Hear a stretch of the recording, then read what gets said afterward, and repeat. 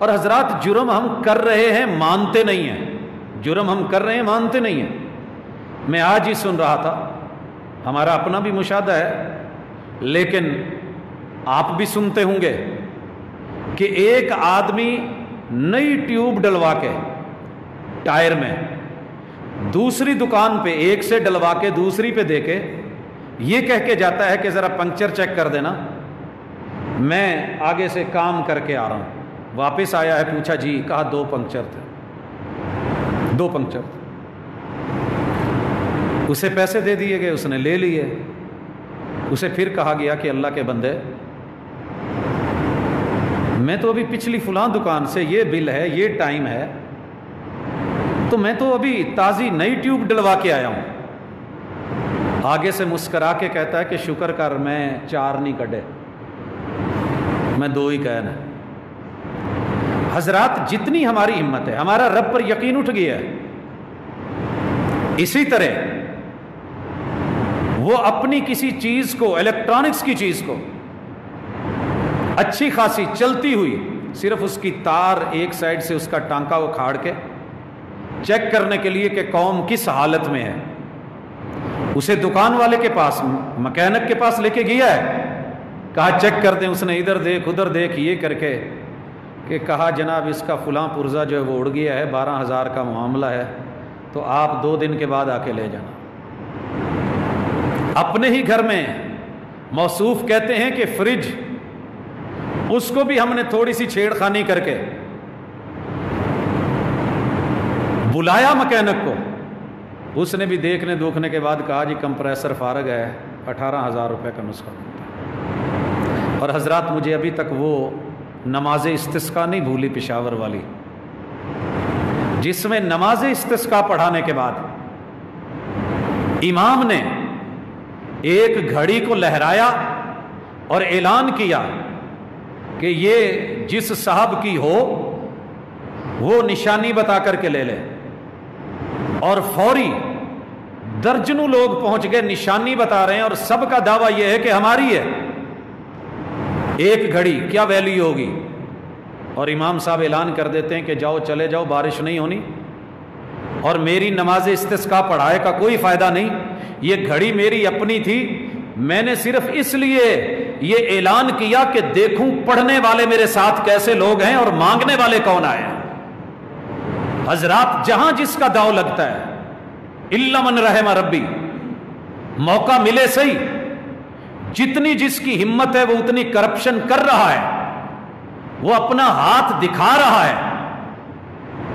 اور بڑی خوبصورت ضرب المثل ہے میری پنجابی کی کہ ہاتھ پہ دی گل ہے، جہاں ہماری اپروچ نہیں ہوتی وہ شاید بچ جائیں اور ہم وہاں متقی اور پرہیزگار بن جائیں، لیکن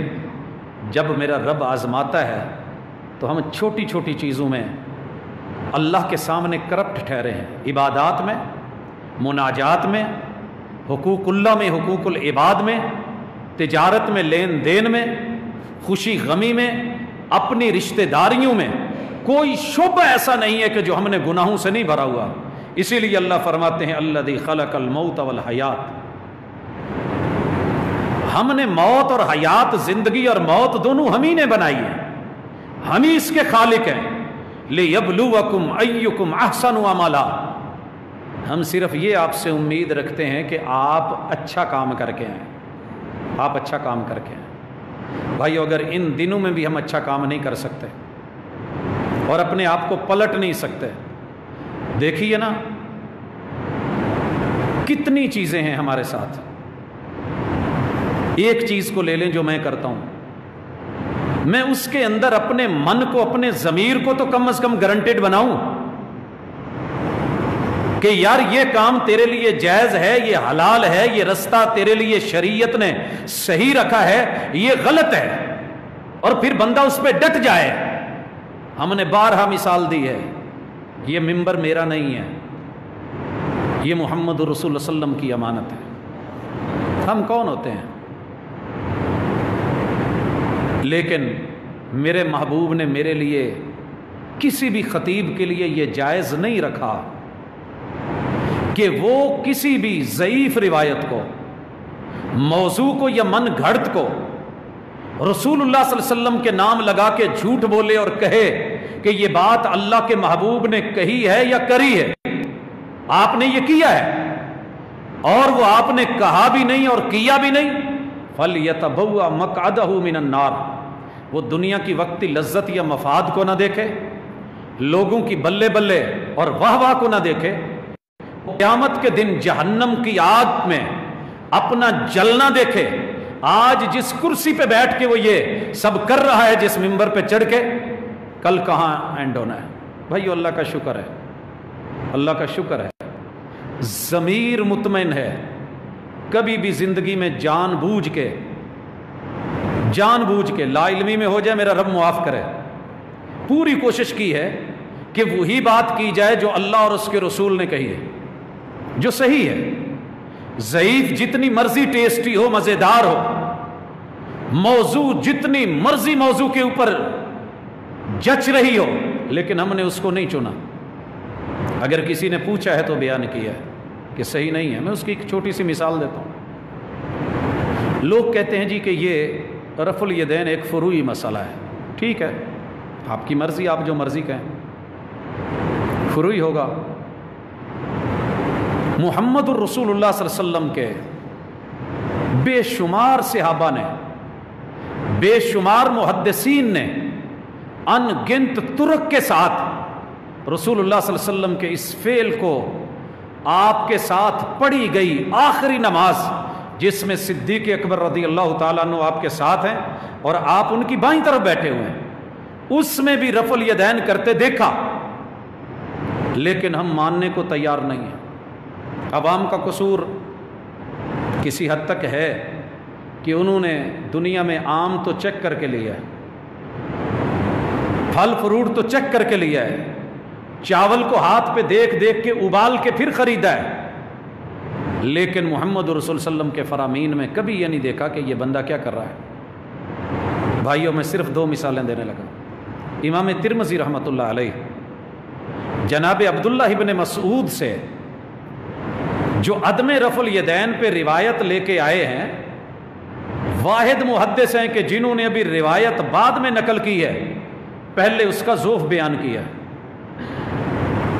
لیکن کیا کہوں، سگریٹ پینے والی قوم جس کے اوپر پہلے سائیڈ پہ لکھا ہوتا تھا، پھر تصویریں بھی بنا دی گئی، لیکن ہمیں نہ وہ تصویریں نظر آتی ہیں، ہمیں وہ اندر کا مال گندا ہے، سرطان کا، بیماریوں کا، دل کی تکلیف کا، لیکن ہم لگ گئے ہیں، لہٰذا مجبوری ہے، جو مرضی وزارت صحت آتی رہے ہم نے اسے لینا ہے۔ یہ جانتے ہوئے بھی تحریر موجود ہے امام ترمذی رحمہ اللہ کی طرف سے، فیصلہ موجود ہے، لیکن بیان کیا جا رہا ہے۔ اور امام ابو داود رحمۃ اللہ علیہ نے جہاں بھی ان روایات کو ذکر کیا ہے، اس کے متصل بعد امام ابو داود رحمہ اللہ نے سند بیان کر کے فیصلہ دیا ہے کہ یہ جو روایتیں مارکیٹ میں موجود ہیں یہ صحیح نہیں ہیں، یہ ضعیف ہیں اور اس کے اندر یہ نقص ہے، لیکن یاران من نے اس کا ترجمہ کرنا ہی مناسب نہیں سمجھا، اردو ترجمے میں وہ ترجمہ ہی نہیں لے کے آتا تاکہ عوام پڑھ کے پوچھ نہ لے۔ اللہ کا شکر ہے، میں بات کر رہا تھا کہ آپ کا جو شعبہ ہے آپ اس کی اونچ نیچ کو سمجھتے ہیں، جو بھی آپ کا کاروبار ہے، تھوڑا ہے یا زیادہ ہے، اس کے اندر حق حلال کے مطابق چلیں۔ کوئی پتہ نہیں کتنے لقمے باقی رہ گئے ہیں، تھوڑے ہیں، زیادہ ہم کھا چکے ہیں، ابھی بھی سدھر جائیں، ابھی بھی سنبھل جائیں تو انشاءاللہ وقت ضائع نہیں ہوا۔ جو بندہ صبح کا بھولا شام کو لوٹ آتا ہے اسے بھولا ہوا نہیں کہتے۔ اللہ تعالیٰ اس کے بعد کہتے ہیں وَهُوَ الْعَزِيزُ الْغَفُورُ، تمہارا رب اگر تمہارے گناہوں کی سزا دنیا میں دینا چاہے تو وہ غالب ہے، قبر میں حساب لے لے تو غالب ہے، وہ قیامت کے دن تمہاری ایک ایک چیز، تمہارے اعضاء، تمہارے جسم کے جلد اور چمڑی اور جو ہے اعضاء بھی بولا ہوا ہے، ان کو بلوانے پہ قادر ہے۔ اور اگر وہ معاف کرنا چاہے، ان اللہ لا یغفر ان یشرک بہ ویغفر ما دون ذلک لمن یشاء، بندے میرے ساتھ شرک کر کے نہ آنا، پھر بھی میرے سے امید رکھنا، میں غفور ہوں، ممکن ہے کہ تجھے پھر بھی میں بخش دوں۔ حضرات، اس لیے ہم نے گزشتہ سے پیوستہ ملاقات میں بھی، گزشتہ میں بھی اور اس میں بھی یہ کہتے ہیں کہ لوگوں اللہ کے لیے توحید کے عقیدے کو مضبوطی سے تھام لیجیے، یہ ہے اصل چیز آپ کی۔ جتنے لوگ یہاں قبروں میں چلے گئے، کسی کے مسلک کا اسے سوال نہیں ہوا، نہ ہونے والا ہے، اور نہ شریعت نے کہیں خبر دی ہے۔ ہاں یہ ضرور ہے، تجھ سے توحید کا بھی پوچھا جائے گا، سنت کا اور محمد الرسول اللہ صلی اللہ علیہ وسلم کی اطاعت اور پیروی کا بھی پوچھا جائے گا، اور دنیا میں جس کو مرضی آپ دل دے دیجئے،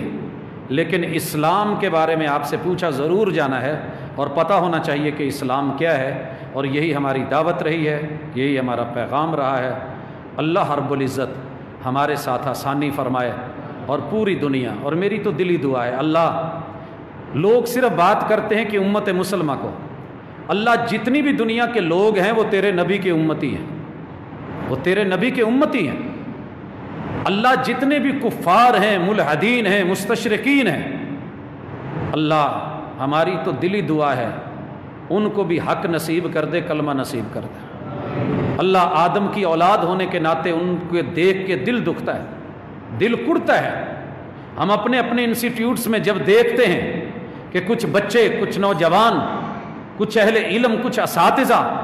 علم رکھتے ہوئے بھی جب وہ اسلام سے نابلد اور ناآشنا ہیں، تو اللہ کی قسم جھولیاں اٹھتی ہیں، راتوں کو ہاتھ اٹھتے ہیں ان کے لیے کہ الہ العالمین اس بندے کے دل میں نور ہدایت دے دے۔ اللہ یہ دشمن نہیں ہے، ہمارا بھائی ہے، انسان ہونے کے ناطے اس کے لیے تڑپ، اس کے لیے دعا اور التجا ہے اللہ سے۔ اور اللہ اگر نہیں ہے تو پھر جیسے تو نے اپنے پہلوں کے اندر، پہلی امتوں کے اندر اپنی نشانیاں دکھلائی ہیں، اللہ ہم گنہگار ضرور صحیح لیکن تیرے نبی کے امتی ہیں۔ اللہ ہماری اسی اعتبار سے ہی لاج رکھ لے، تھوڑا صحیح، لیکن پھر بھی تیرا کلمہ پڑھا ہے، اللہ اس کلمے کی لاج الہ العالمین یہ ہمیں عطا فرما، اور جتنی بھی امت مسلمہ ہے ان کے گناہوں کو معاف فرما۔